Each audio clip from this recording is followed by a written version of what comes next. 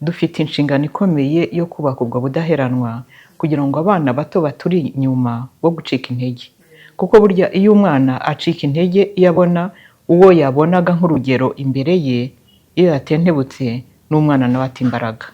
Ni ukuvuga ngo dufite inshingano twebwe ababyeyi, abakuze, dufite inshingano zo gukomera ntiduheranwe kugira ngo dushobore gutanga urugero rwiza kuri abo bana badukurikiye.